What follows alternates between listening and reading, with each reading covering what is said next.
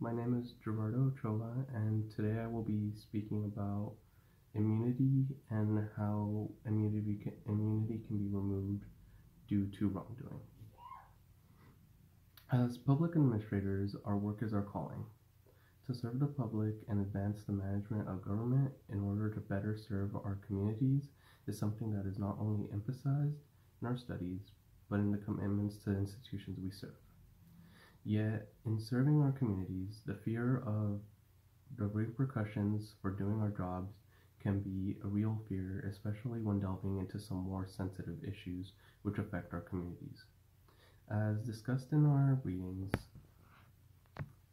and lecture, the doctrine of sovereign immunity has created balance between government officials, and the victims of government action.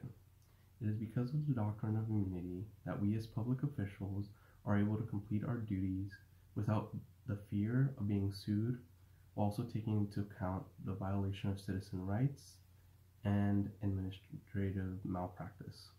Related to the concept of sovereign immunity is the concept of absolute immunity. Absolute immunity follows the same idea as sovereign immunity, but more specifically specifies that officials are immune when they are acting within the scope of their official capacities. As per our lecture, absolute immunity is granted to some of the following officials: legislators and presidents, but not governors, adjudicators such as judges, prosecuting attorneys, and administrative law judges and regulators. It is for this reason that I was interested in researching cases in which immunity was lost for wrongdoing.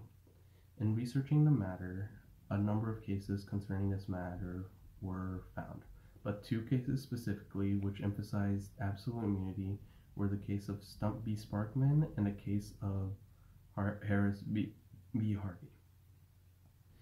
Stump v. Sparkman was a case in 1971 where Judge Harold D. Stump granted a mother's petition to have her daughter go through tubular ligation procedure based on the mother's allegation that the daughter was mentally deficient. The daughter would go on to sue the judge for this decision in 1975.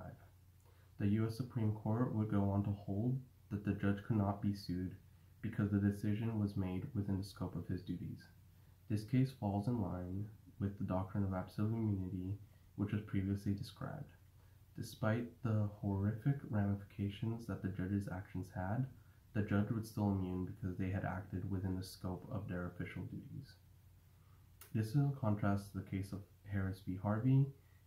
In this case, Police Lieutenant Sylvester Harris, who is African American, sued Judge Richard G. Harvey because of Judge Harris's attacks on Harvey. Attacks in this regard included the following: comments made by Harvey to the news media about Harris, threatening letters written by Harvey to city and county officials who seek to defend the reputation of Lieutenant Harris, and parties held for state officials by Harvey, which were designed to have Harris removed from law enforcement. The jury concluded that Judge Harvey was not eligible for judicial immunity because these actions were not a part of the judge's normal judicial duties. In both cases, a judge was sued for their actions. Yet, despite the ramifications of their actions, only one judge was successfully sued.